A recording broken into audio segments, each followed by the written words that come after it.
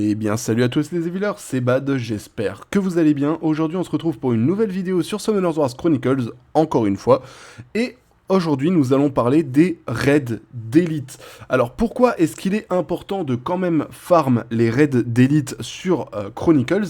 Eh bien en fait c'est pour la simple et bonne raison que vous avez plusieurs ressources à récupérer tout simplement dans ces fameux raids.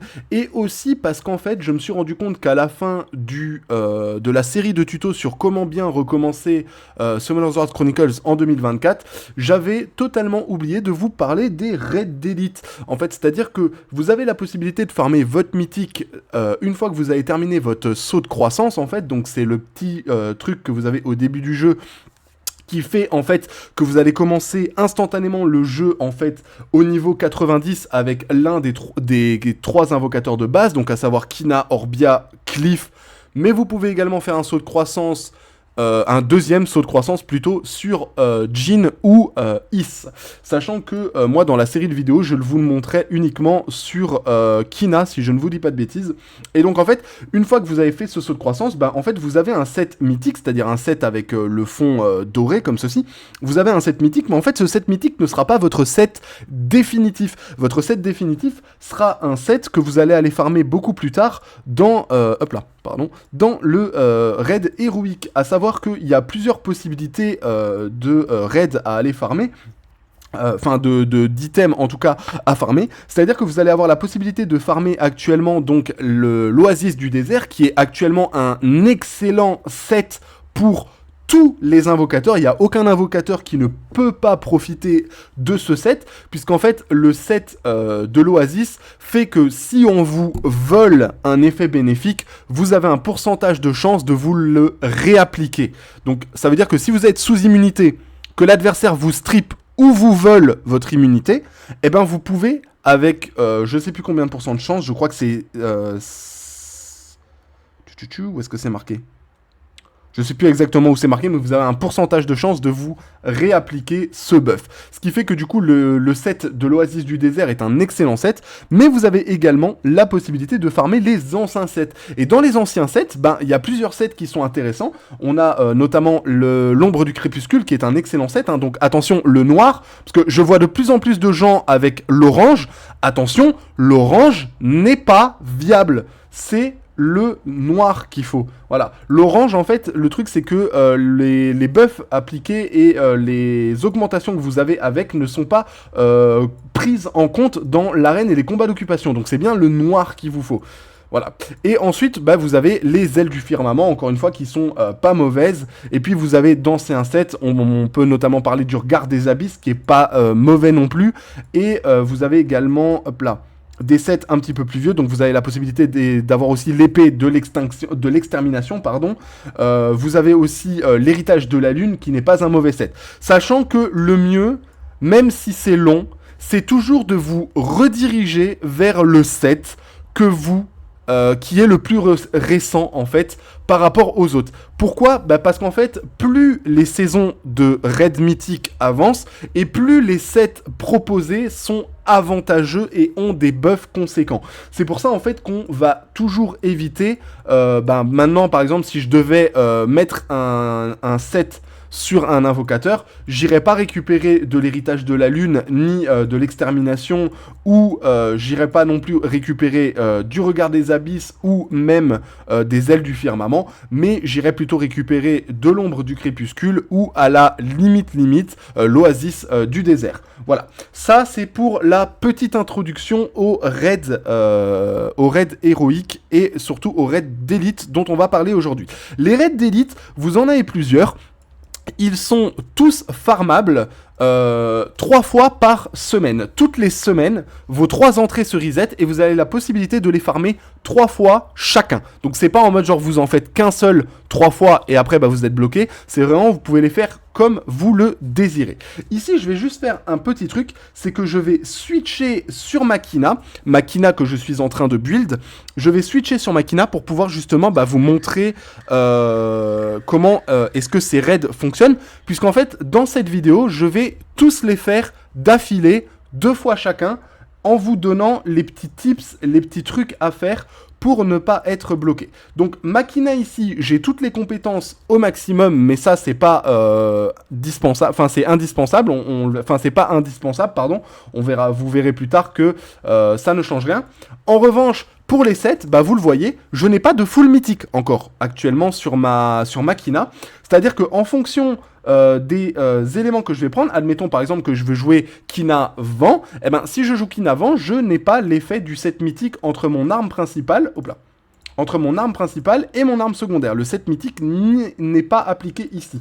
Le set s'applique uniquement si je joue feu, puisque j'ai l'arme feu et l'arme secondaire. Sachant qu'il me reste encore pas mal de taf après derrière à faire sur Kina, il y a beaucoup de statistiques qui ne sont pas en full S, je dois encore faire des transferts, etc. Ça, ce sera l'objet d'une prochaine vidéo. Voilà. Donc, revenons-en aux raids d'élite. Les raids d'élite, ils sont disposés quand vous ouvrez la page des raids d'élite par ordre de sortie. C'est-à-dire que le premier raid qu'on avait, c'était la prison du brouillard. Le deuxième qui est sorti, c'est le château des ombres blanches, la cascade bouillonnante, le marais déformé, le temple en ruine et l'arbre du héros. Vous avez ensuite 3 raids supplémentaires. Faites toujours vos entrées dedans, parce qu'en fait, vous avez un mini-event qui se reset hebdomadairement, lié du coup à ces raids-là. C'est-à-dire que chaque fois... Alors si je trouve juste l'événement, où est-ce qu'il est ? Mais vous avez globalement un événement qui est lié à ce petit... truc-là, qui vous permet de récupérer, en fait, toutes les semaines, vous récupérez des récompenses, en fait, en tapant ces raids-là, ces 3 raids-là. Donc... on va commencer par la prison du brouillard. Je vais déjà vous expliquer un petit peu comment ça va se passer dans le donjon. Sachant que, partez du principe que les raids d'élite sont super simples si vous avez fait le saut de croissance et que vous utilisez l'invocateur avec lequel vous avez fait le saut de croissance. Donc si, par erreur, vous avez fait votre saut de croissance sur Cliff et que maintenant vous vous dites, mince, si j'avais su, bah, je l'aurais fait sur Kina ou Orbia, donc je joue Kina Orbia, faites-le avec Cliff, vous farmerez vos sets pour Orbia, Kina ou les autres invocateurs que vous avez envie de jouer plus tard. Mais au début, ça va être important de farmer votre set mythique sur l'invocateur sur lequel vous avez fait le saut de croissance. Déjà parce que vous aurez des armes qui sont liées à cet invocateur-là, sachant que les armes et armes secondaires sont tous liées à un invocateur propre, pas les équipements. Donc ça veut dire que les boucles d'oreilles, le collier, le bracelet et l'anneau, vous pouvez utiliser sur n'importe quel invocateur. Alors que les armes, si je déséquipe mon arme et que je vais sur ma Soleta, je ne pourrai pas lui équiper l'arme de Kina, ce qui est logique. Soleta étant une archère, Kina utilise un marteau, donc voilà, c'est pas la même arme. Et donc, dans les raids d'élite, on va avoir quelques petites ressources qu'on va farmer. Donc déjà, on va récupérer des stuffs. Alors, les stuffs ne sont pas importants dans les raids d'élite. Il n'y a aucun stuff qui va vous carry. Il y a des stuffs qui vont pouvoir vous aider, on en reparle un petit peu plus tard. Mais globalement, ce sont pas des stuffs que vous allez jouer. Vous n'allez pas les monter plus 15 ou même plus 12 et commencer à jouer avec ces sets-là. Ce sont des vieux sets, vous voyez que ce sont encore des sets 5 étoiles. Et donc du coup, c'est pas nécessaire. Par contre, plus on va avancer dans les raids et plus là, on va trouver des items qui nous intéressent. Enfin, dans les récompenses, et plus là, on va trouver des items qui nous intéressent. On a déjà les origines de l'armement. Les origines de l'armement, c'est un item que vous allez avoir besoin en grande quantité pour farmer votre stuff mythique. Donc c'est pour ça que je vous dis que c'est important de farmer votre raid d'élite quotidiennement et de bien faire vos 3 entrées dans chaque donjon. Et après, bah, vous allez avoir tout ce qui est lié au boss que vous farmez. Donc la gemme rouge de Vitaeto, vous avez les chaînes de Mythus, la griffe de Naraka, vous avez l'œil de Kelia. Ici, vous avez 3 items différents. Pareil, on en reparlera un petit peu plus tard. Donc, vous avez les fragments d'épaulière, la singularisation du kamikaze et le brassard de la statue géante.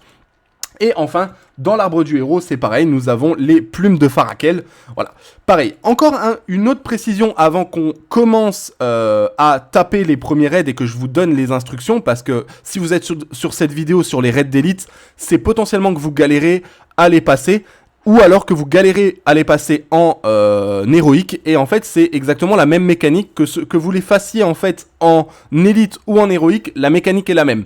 La seule chose qui change, c'est les HP et la puissance d'attaque des boss. C'est la seule chose qui change. Sinon, la mécanique reste totalement identique. Voilà.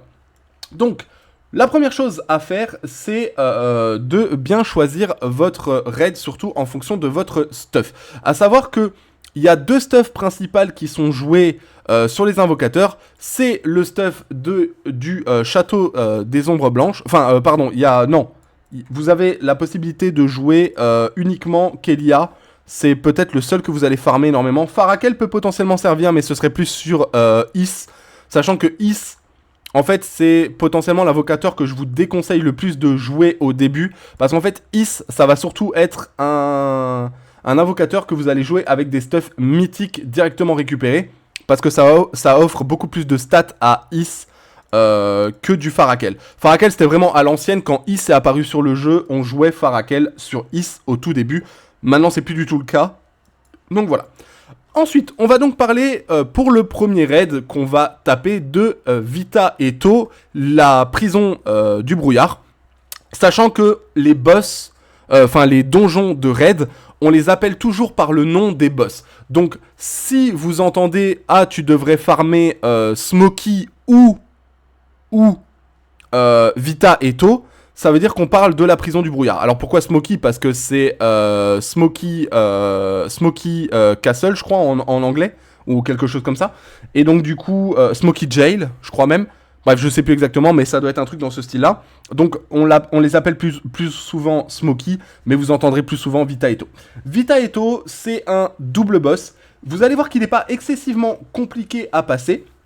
Concernant la team, je vais partir avec un classique Ariel, Wai, Perna. Alors pourquoi est-ce que je prends Ariel ici et pas Elenoa? Sachant que Elenoa me permettrait d'accélérer ma run. En fait, je prends Ariel pour que vous puissiez vraiment voir la fight avec un niveau, entre guillemets, enfin pas un niveau débutant, mais en tout cas une équipe débutante. Et comme ça, vous verrez qu'en fait, il n'y a pas trucage dans le sens où c'est pas parce que j'utilise des monstres que vous n'avez pas, que vous ne réussissez pas. Donc là, ici, Ariel, Wai sont offerts quand vous faites votre saut de croissance. Et Perna, lui, il est offert dans un event. Et en plus, vous l'obtenez plus 15. Tout comme Wai et Ariel, de toute façon, quoi qu'il arrive. La seule chose, moi, qui va peut-être différencier avec vous, c'est que j'ai l'artefact de Wai qui est plus 15. Mais ça ne va rien changer du tout. Et l'artefact de Perna qui est plus 8. Qui, pareil, ne va rien changer. Ariel n'a pas son artefact, il a l'artefact qui est donné au saut de croissance. Et on va pouvoir partir sur Vita et To. Donc là, je vais engager le combat, et dès qu'on sera rentré, je vous explique comment on passe ce donjon. Donc, pour Vita et To, c'est assez simple. On va toujours, que ce soit en élite ou en héroïque, taper Vita en premier, et laisser To en deuxième. Donc, on part toujours sur la gauche. Pourquoi on le fait comme ça? Parce qu'en fait, c'est plus pratique vu que Perna peut potentiellement... Enfin, Wai surtout et Ariel peuvent potentiellement break def. Donc ici, on va focus Vita. On va commencer à taper Vita. Et vous allez voir, de toute façon, voilà, Vita est déjà mort. To va absorber Vita, en fait, c'est ça qui se passe, et on nous demande d'appliquer une réduction de défense. Donc là, c'est important, si vous appliquez une réduction de défense, vous subirez beaucoup moins de dégâts. Voilà, il y a une réduction de défense, et voilà, c'est déjà terminé. C'est déjà complètement terminé. Il n'y a pas vraiment, comme c'est le tout premier raid qui est apparu sur le jeu, la mécanique n'est vraiment pas compliquée. Et à chaque fois que vous récupérez des items, quand ce sont des items qui ne vous intéressent pas pour votre invocateur, vous pouvez les désassembler parce que ça vous donne des fragments d'amélioration qui sont très utiles pour up votre stuff plus tard. Voilà. On va relancer une nouvelle fois, donc je vais vous montrer une deuxième run. Encore une fois, on va repartir sur Vita. Et en fait, si jamais vous voulez partir de l'autre côté et aller d'abord taper To, quand Vita va absorber To, parce qu'en fait, peu importe lequel des deux vous tuez en premier, l'autre absorbe toujours celui qui est mort en premier. Donc si je tue Vita, eh ben To va absorber Vita. Par contre, si je tue To, Vita va absorber To. Vous voyez?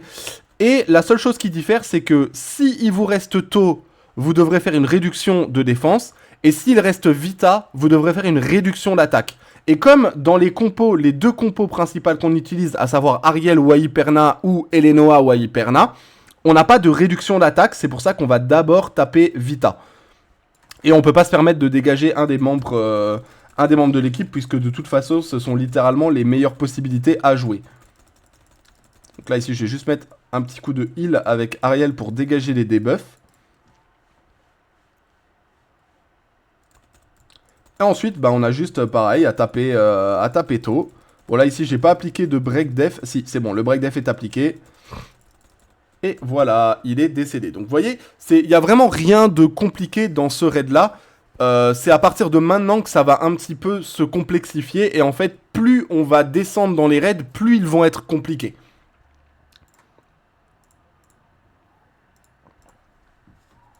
Donc là, ici, ce que je vais faire, c'est sortir directement du raid. J'ai plus besoin d'être dedans, de toute façon, étant donné que c'est complètement finish. Et ensuite, on part sur le Château des Ombres Blanches. Le Château des Ombres Blanches, pardon, pareil, c'est un raid qui est plutôt simple à faire, en vrai de vrai. Moi, je vais juste peut-être le faire en normal. Je vais le faire en normal, parce que vous voyez que j'ai déjà plus d'entrée, en fait, et je veux pas gaspiller mon énergie, vu qu'on est actuellement dans l'événement d'anniversaire.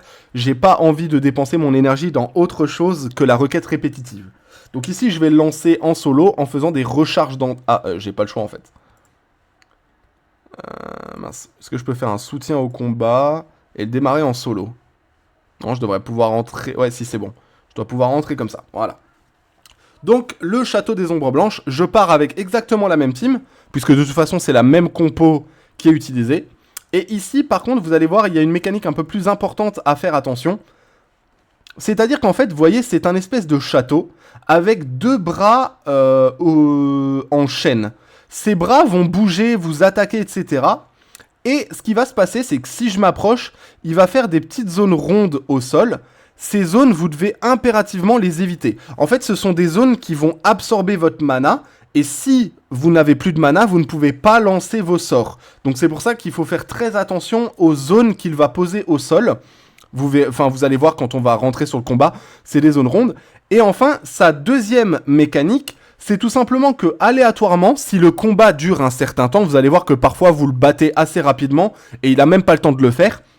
Mais il se peut que si le combat dure un certain temps, un de ses bras va se planter dans le sol, donc soit à droite, soit à gauche. Quand le bras est planté dans le sol, au lieu de focus directement Métus, vous allez cliquer sur le bras. Là, vous allez voir la caméra qui se tourne sur le bras, et vous détruisez le bras. C'est important de détruire complètement le bras, parce qu'en fait, sinon, le bras va rester planté au sol, vous allez plus faire de dégâts, et en fait, ça va vous absorber votre mana et vous faire de très gros dégâts. Donc, il faut vraiment faire attention à ça. Donc là, on va se rapprocher, et je vais vous montrer comment ça fonctionne. Donc là, ici, ce qui va se passer, c'est que je vais rentrer, et je fais un peu du surplace. Et dès qu'il met l'effet, vous voyez là, il y a l'effet, je sors de la zone, j'attends qu'il mette le deuxième, et là, je vais vers le milieu. Une fois que je suis au milieu, je peux l'attaquer en faisant attention d'éviter les zones qui balancent. Dès qu'il en balance une autre, je retourne de l'autre côté. Je continue mes petits dégâts. Et là, vous voyez que c'est assez vite. Sa vie descend assez vite. Encore une fois, c'est la version élite.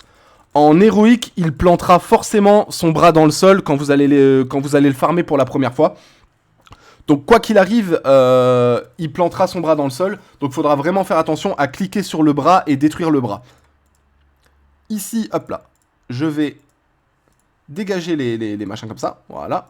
Je vais retourner dans la salle d'attente, je vais le relancer une deuxième fois pour que vous puissiez bien voir du coup la mécanique encore une fois. Même si, comme je vous l'ai dit, sur les 3 ou 4 premiers raids, il n'y aura vraiment pas trop de problèmes. Il n'y a vraiment rien de compliqué. Donc encore une fois, on va plus ou moins jusqu'au milieu, on se stabilise, on fait du surplace. Là, j'attends juste qu'il mette sa zone, voilà. Quand il a mis la zone... je me mets là, et là, je vais vers le milieu. Une fois que je suis au milieu, je commence à le taper. Je fais attention de rester de pas être dans la zone. Dès qu'il envoie la deuxième zone, je switch. Je continue de le taper. Et voilà, il n'y a vraiment rien de compliqué avec Métus et Vita Eto pour l'instant. Donc là, il devrait normalement bientôt décéder. Parfait. Et voilà, c'est terminé pour le Métus. On va maintenant pouvoir passer à Kelia, si je dis pas de bêtises. Donc là, on va sortir du donjon. Et on va passer à celui qui pose pas mal de problèmes à beaucoup de monde. Je sais qu'il est un petit peu compliqué, mais globalement, il n'y a rien de vraiment difficile non plus dans celui-là. Donc là, ici, moi, ça m'intéresse parce que ça me permet de récupérer les marteaux pour Makina. Sachant que je cherche des trucs précis dans les substats, donc voilà, si vous me voyez quand même jeter les marteaux, ne vous étonnez pas. Et en plus, il me reste pile 2 entrées, comme quoi c'était calculé. Je change pas l'équipe de nouveau, donc encore une fois, on peut repartir exactement avec la même équipe. Et là, vous allez voir qu'Elia est un peu plus compliquée. Qu'Elia est un peu plus compliquée parce que elle est arrivée un petit peu plus tard, et elle est arrivée à un moment où les joueurs réclamaient de la difficulté sur le jeu. C'est-à-dire que là... Kelia, quand elle est arrivée sur le jeu, les joueurs voulaient que le jeu devienne un petit peu plus dur parce que beaucoup de trucs étaient simples. Donc Kelia, c'est quoi? Kelia, c'est un monstre qui a 2 formes. Elle a sa forme humaine et elle a sa forme bestiale où elle se transforme en serpent. Elle est un petit peu une personnalisation de Médusa, pour ceux qui connaissent la mythologie grecque. Donc vous voyez cette gorgone avec ses cheveux de serpent qui transforme les gens en statues quand vous la regardez dans les yeux. Et ben, elle fait pareil. À un moment du combat, elle va transformer vos monstres en statues et vous serez, entre guillemets, seul pour vous défendre. Donc, Kelia, il n'y a rien de compliqué non plus. Vous allez vous rapprocher d'elle et vous allez pouvoir commencer à l'attaquer. Et là, vous allez voir qu'elle va faire des grosses attaques de zone. Voilà, donc là, vous sortez de la zone. Quand elle a attaqué, vous re-rentrez dans la zone, sinon vous vous faites projeter en fait. Donc c'est important de faire une double esquive. Quand la zone est immense comme ça, elle va vous transformer en statue. Quand elle vous transforme en statue, même si c'est contre-intuitif, elle va venir taper vos monstres. Vous voyez que là, elle se dirige vers mon Ariel. Vous devez rester dans la zone, même si c'est contre-intuitif. En fait, vous subissez moins de dégâts quand c'est comme ça. Et là, vous attendez juste que du coup, elle détransforme vos monstres complètement. Et quand vos monstres sont détransformés, là, vous vous éloignez d'elle. Là, c'est important d'être assez loin d'elle. Alors, en élite, en raid d'élite, il y a peu de chances que ça arrive. Mais en héroïque, je peux vous dire que si vous prenez un... Là, elle va mettre un coup de queue, voilà. Si vous prenez le coup de queue qu'elle met à ce moment-là en héroïque, vous mourrez.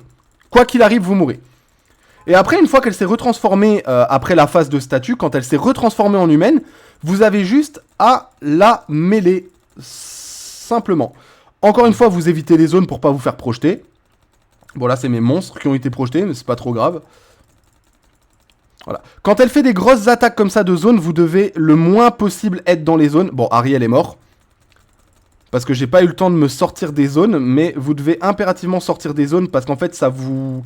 Elle vous vole vos HP, elle vous fait trop mal en fait. Elle est juste relou à ce moment-là. Donc vraiment, évitez ces zones-là tant que possible. Moi, j'avais déjà fait une triple esquive, donc j'ai pas pu esquiver, ce qui fait qu'Ariel est mort.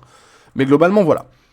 Et je vais vous parler juste, avant de relancer, d'une dernière petite chose. C'est qu'en fait, vous voyez, il y a des petites portes ici. Il y en a 3. Normalement. Oui, c'est ça, parce qu'il y a celle... Attendez, 1, 2, 3, et là on a machin. Ouais, vous en avez 3. Ces petites portes, en fait, ce qui va se passer, c'est qu'à un moment donné du combat, Kelia, enfin, si le combat dure trop longtemps, c'est un peu comme Métus avec ses bras qui se plantent dans le sol. Si le combat dure un certain temps, Kelia, elle va tout simplement s'en aller par une des portes, et ensuite, vous devrez bien regarder les 3 portes. Donc vous faites comme ça, vous regardez les 3 portes. Elle va apparaître dans l'encadrement d'une des portes. Et elle va faire une attaque de zone qui va s'étendre plus ou moins. Donc admettons qu'elle est dans cette porte-là. L'attaque de zone va être plus ou moins jusqu'ici. Voilà. Donc elle fait en arc de cercle comme ça. Mais l'attaque sera plus ou moins jusqu'ici. Donc là, vous évitez l'attaque et vous revenez tout de suite au milieu. C'est important de revenir au milieu. Parce qu'en fait, quand elle a fait cette attaque-là, il y a 2 possibilités. Soit elle s'arrête tout de suite, et donc vous allez le voir parce qu'elle va sortir de la porte et s'avancer vers vous. Donc là, vous pouvez aller vers elle et la taper. Soit, ce qui va se passer, c'est qu'elle va disparaître dans la porte, et elle va réapparaître aléatoirement dans une des autres portes. Et ça, le fait de disparaître et réapparaître dans une porte, Elle peut le faire entre 2 et 4 fois maximum. Donc elle le fera maximum 4 fois. C'est impossible qu'elle le fasse 5 fois. Enfin, j'ai jamais vu 5 fois. 4 fois, c'est assez rare, mais 5 fois, j'ai jamais vu. Et donc du coup, bah, une fois qu'elle l'a fait 3 ou 4 fois, vous allez voir, elle va ressortir et s'avancer vers vous. Et là, vous pourrez bah, de nouveau, pareil, la mêler. Mais donc ça, c'est potentiellement la phase la plus dangereuse. Parce que l'attaque de zone immense qu'elle fait quand elle est dans un des encadrements de porte, pareil, ça a le pouvoir de potentiellement vous one-shot. Donc là, ici, on va relancer. Cette fois-ci, je vais faire un petit peu plus attention pour qu'Ariel ne meure pas. Et on est parti. Donc là, on va juste directement enchaîner. Donc encore une fois, cliquez toujours dès que vous entrez dans l'arène, cliquez. Là, on se rapproche. On donne des coups, on fait ce qu'on peut, on la tape, on fait attention aux zones au sol. Elle va instant transfo. Voilà, donc là, elle a freeze. Ah mince. Par contre, elle a dispatché les monstres. Ça, c'est un peu plus compliqué parce que ce qui peut arriver à ce moment-là, c'est si par exemple, vous avez vos monstres qui sont dispatchés. Bon, ça va, elle est sur Ariel. Mais si vous avez vos monstres dispatchés, c'est possible qu'elle aille pas tout de suite sur Ariel. Si elle va pas tout de suite sur Ariel, ça peut être assez compliqué parce que c'est possible que vous ne tankiez pas suffisamment. En fait. Enfin, que un de vos monstres ne tank pas suffisamment et que du coup, vous mouriez. Encore une fois, dès qu'elle a fini, on s'en va. On reste le plus loin d'elle, donc on tourne autour de l'arène. Là, elle va se mettre au milieu, coup de queue. Hop, une fois que le coup de queue est donné, on se rapproche, on focus. Là, vous restez près de la zone, vous attendez qu'elle réapparaisse. Dès qu'elle est réapparue, on recommence. Et là, on l'enchaîne. Tout simplement.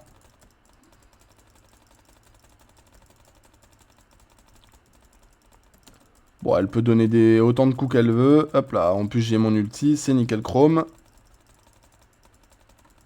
Je pense qu'elle aime... Ah bah, voyez, elle est dans un des encadrements de porte. Parfait. Voyez, ça va plus ou moins jusqu'au milieu. Donc là, on attend. On se rapproche. Elle re-rentre dans la porte. Donc là, elle va ressortir. Elle est dans la même. Ah oui, elle peut faire ça. Hein. Elle peut ressortir de la même. Donc là, on reste. On se rapproche. Est-ce que tu sors tout de suite? Elle sort tout de suite. Vous voyez? Là, elle se rapproche direct de vous. Donc là, pareil, bah, vous recommencez. Vous venez vers elle. Vous l'enchaînez. Et puis voilà. Hop là. C'est passé tranquille. Maintenant, on va faire limite le plus simple de tous. Puisqu'on va faire Naraka. Et Naraka, la seule chose qu'il y a à savoir, c'est que vous devez juste l'enclencher. Voilà. Il n'y a pas d'autre mot. Il n'y a rien à esquiver. Enfin, si, vous allez voir, il y a des petites zones au sol à éviter. Sinon, vous allez subir un effet de brûlure. Mais si vous évitez l'effet de brûlure, techniquement, Naraka vous fera rien. Ah, mais j'ai même... En fait, j'ai sauté Naraka. J'ai pas... Pardon. Désolé.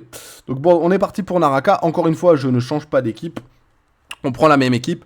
Et là, Naraka, vraiment, il n'y a rien de compliqué. C'est possible juste que des fois, il se surélève. Donc c'est un dragon, il vole. Spoiler. Et donc, la phase où il va être en l'air en train de voler, vous ne pourrez pas l'attaquer. Donc là, il faudra juste éviter ses attaques. Le truc, c'est que c'est littéralement le raid héroïque que je farme le moins. Je ne l'ai jamais fait en héroïque. Voilà.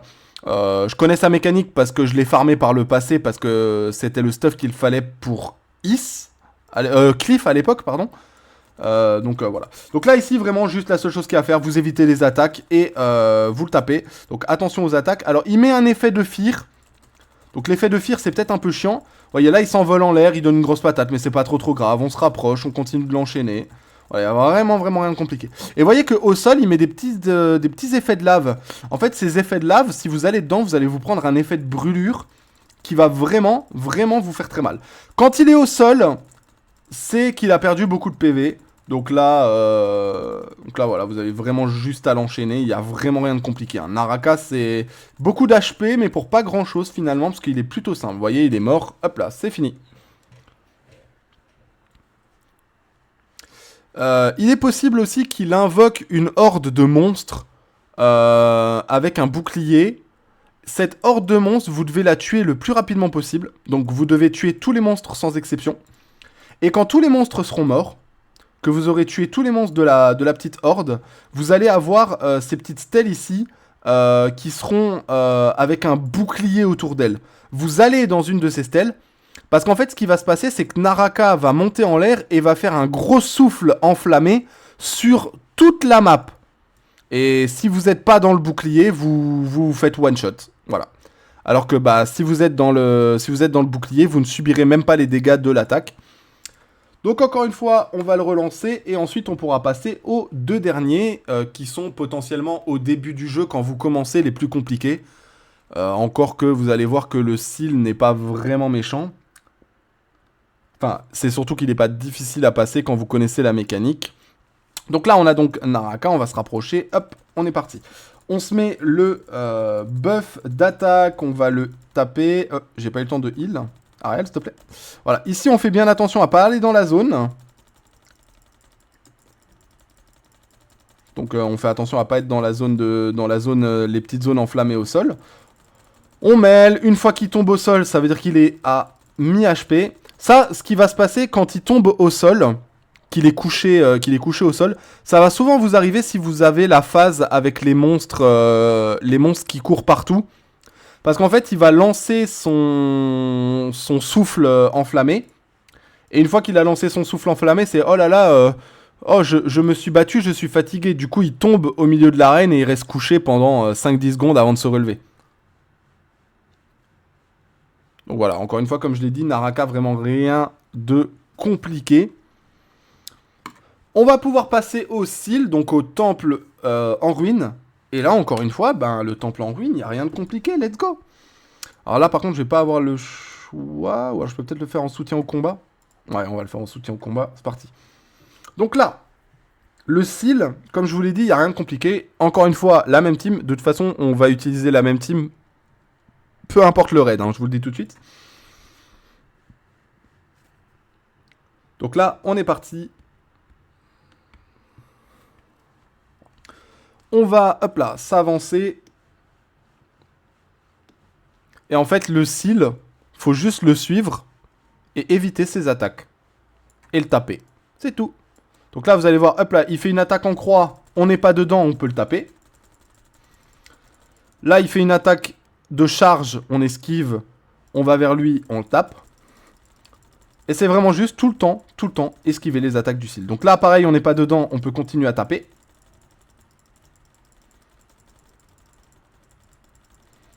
Là, on est dedans, on esquive. Bon, mes monstres n'ont pas esquivé, mais moi, oui. L'attaque de zone, on esquive. Enfin, la glissade, plutôt. On continue de le taper. L'attaque en croix, on n'est pas dedans, donc c'est pas grave. Et là, il va sauter en l'air. Hop là, voilà. Réatterrir. Et il va ressauter une deuxième fois. Donc là, ne tapez pas.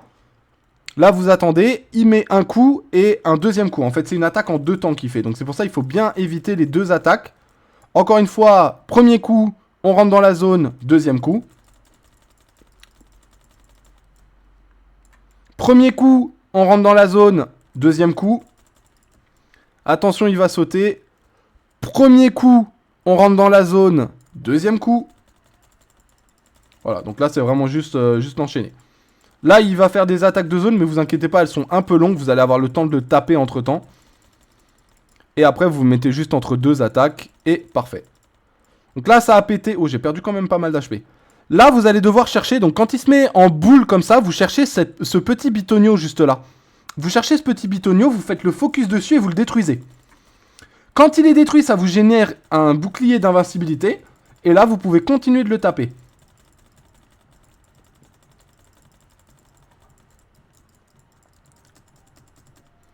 Tout en faisant attention évidemment à ses attaques de zone. Continue bien de le taper. Qu'est-ce qui s'est passé? J'ai raté quelque chose? Qu'est-ce qui s'est passé? Pourquoi est-ce que tout à coup je décède comme ça là? Sur l'avant-dernier raid, allez. Bon bah on est reparti. Let's go.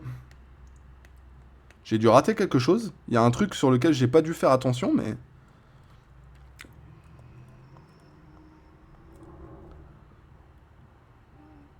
Encore une fois, c'est vrai que je l'ai pas précisé. Moi, je suis en mode normal, mais vous, faites-les toujours en mode facile. Hein.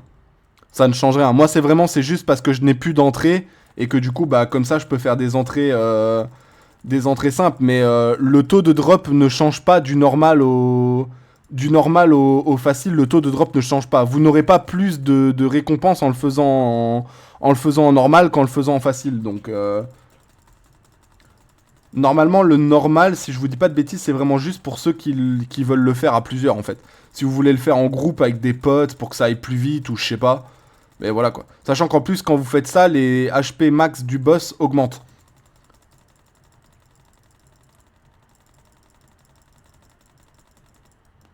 Donc là, l'attaque en 2 temps, enfin l'attaque en 3 temps même, celle-ci. Paf, on rentre dans la zone. Paf, deuxième attaque, on peut l'enchaîner. Paf, première attaque, bam, deuxième, là on enchaîne. En fait, le problème, c'est qu'en Kina, je lui mets pas beaucoup de debuff. C'est surtout ça, en fait. En Soleta, je mets plus de debuff et du coup, il a... Donc là, on sort de la zone, on rentre dedans, vite. Alors, le super, c'est Ariel qui a pris. Oula.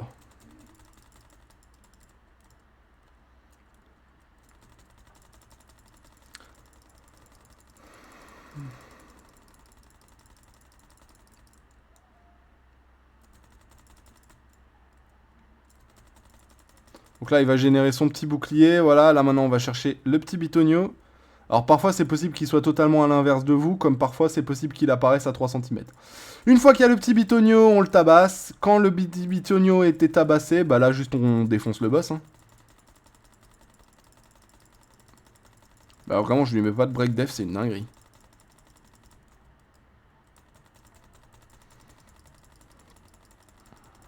J'aimerais bien le passer ne serait-ce qu'une fois pour vous montrer, mais... De toute façon, en principe, je pense que tant que je reste dans la zone, je suis pas censé subir trop de dégâts. Mais pourquoi je meurs? C'est trop grave. C'est pas normal.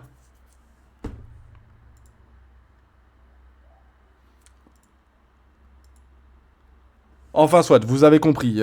C'est peut-être potentiellement parce que je le fais en normal et qu'en normal, il est un poil plus fort. Mais globalement, voilà.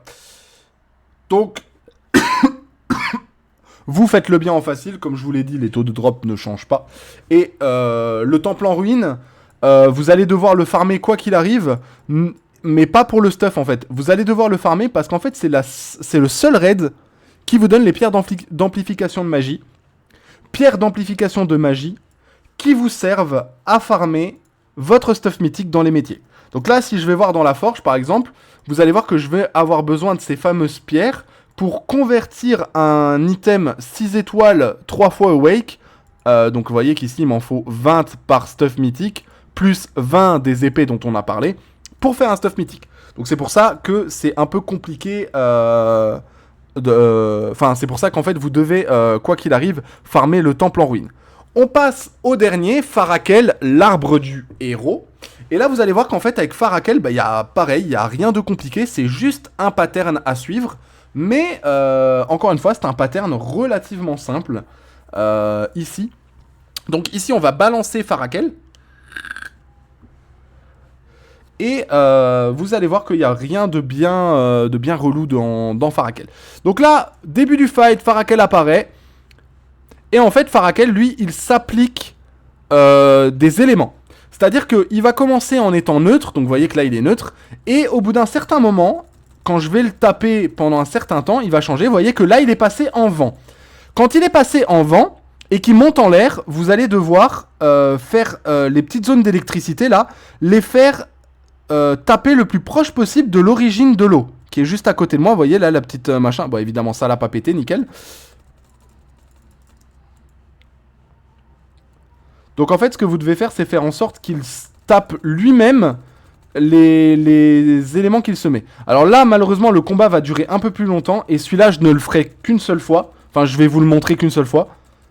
Parce que j'ai pas non plus envie que la vidéo dure 45 ans. Hein, c'est pas le but ici non plus. Donc là, par contre, c'est juste en train de me saouler qu'il y ait trop de debuff. Voilà, donc là, il remonte en l'air, pareil. Donc là, on va faire générer les petites sources d'électricité. Voilà, ça, il l'a cassé. Quand il l'a cassé, bah, juste vous partez le plus loin possible. Vous essayez de pas vous faire toucher par les zones d'électricité. Là, il revient au milieu et maintenant, vous pouvez à nouveau le taper. Vous voyez qu'avant, je lui faisais pas de dégâts. Maintenant, je lui fais des dégâts. Là, il est passé en feu. Donc, qui dit feu, dit vent. Ah, je l'ai... On va le mettre dans ce sens-là. Et je crois que je l'ai bien fait parce qu'il va taper tout de suite. Voilà. Donc, vous avez vu... Il a mis un petit effet de point de mire autour de moi. Et cet effet de point de mire, vous devez simplement vous diriger vers la zone vent. Et en fait, une fois qu'il y a la zone vent, il va la charger. Bah, exactement comme il est en train de le faire là. Hein. Il va la charger comme ça et la détruire. Donc là, je vais recommencer à le taper. Et maintenant, bah, vous voyez qu'il ne reste que l'origine du feu. Donc là, il va falloir le taper à un certain point. Je vais juste sortir de la zone d'attaque, voilà. Donc il va falloir le taper à un certain point pour qu'il descende en face d'eau.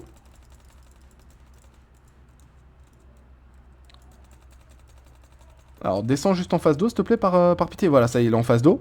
Et là, quand il est en face d'eau, il va faire pareil. Vous allez avoir une attaque de zone. Alors vous inquiétez pas, elles font pas de dégâts, hein, ces attaques-là. C'est juste vraiment parce que, hop là, il vous met un effet de freeze. Mais ça fait pas tant de dégâts que ça. Quand il a le bouclier rouge, vous ne le tapez pas. Parce qu'il se charge de votre énergie, en fait. Donc vous devez vraiment attendre. Il va générer autour de moi, enfin autour de mon invocateur, il va générer une petite particule d'eau. Alors si juste il veut bien la mettre... Est-ce que je dois le taper encore? Je l'ai peut-être pas assez tapé, en fait. Ah, je l'avais pas assez tapé. Ok, d'accord. Je comprends mieux, alors. Ok, voilà. Maintenant... Et voyez, là, maintenant, il m'a généré une particule d'eau. Donc là, ce que je dois faire, c'est juste tourner autour de cette zone-là. Une fois que ça c'est fait, vous allez voir qu'il va y avoir une grosse zone d'eau. Voilà. Là, on s'éloigne parce que la zone d'eau fait des dégâts. Et l'origine du feu devrait mourir toute seule. Parfait. Voilà. L'origine du feu est morte. Une fois que ça c'est fait, vous pouvez vous préparer parce que il va générer des colonnes ici pour vous faire vous téléporter. Alors, attendez. Hop là. Voilà. Quand il a le bouclier bleu, par contre, là, vous le tapez. Parce que sinon, il se régène HP. Oula, oula, oula, oula, oula. Là on est bon, voilà. Alors je crois qu'il faut que je le tape encore un petit peu avant qu'il génère du coup, comme je vous ai dit, les 3 zones spéciales là. Allez. Ok, donc là maintenant... Ah non, c'est pas encore maintenant. C'est pas encore maintenant. Eh, mais génère-les, hein, les 3 colonnes de... C'est trop grave. Le combat dure 550 ans, ouais. Ah, attention, il est en rouge, là je le tape pas.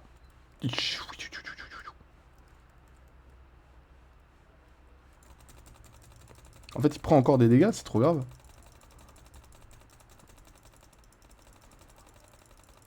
Ah, voilà, c'est bien. Ah, ok, ça va. Donc là, maintenant, vous voyez, il y a des colonnes. Donc là, moi, ce que je fais, c'est que je vais toujours vers le sylph. Donc vous rentrez dans le portail. Et une fois que vous arrivez contre le sylph, là, vous tabassez le sylph. Alors pourquoi est-ce que ça fait le focus sur Farakel? Ça, j'ai pas compris. Une fois que le sylph est mort, vous revenez à Farakel. Et là, bah, vous avez juste vraiment littéralement à lui mettre ce qu'il mérite. Puisqu'à partir de là, vous avez fait toutes les phases, en fait. Et vous allez pouvoir le tabasser tranquillement. Attention quand même aux attaques de zone qui peuvent être assez énervées et vous faire pas mal de dégâts. Attention, bouclier rouge, donc là on le tape pas. Vous voyez, l'onde de choc, si je l'avais tapé, j'étais mort là. Hein. Enfin, si j'avais continué à le taper, j'étais mort. Par contre, vraiment, il y a que quand, en fait, vous allez voir, il y a vraiment que quand il fait une zone... Enfin, quand il a un bouclier bleu que vous le tapez. Donc, bouclier rouge, vous tapez pas, ce qui est logique, il est rouge. Et bouclier bleu, bon, je suis mort, mais... En fait, je fais pas attention depuis tout à l'heure, j'évite pas les dégâts, quoi. Mais globalement, voilà.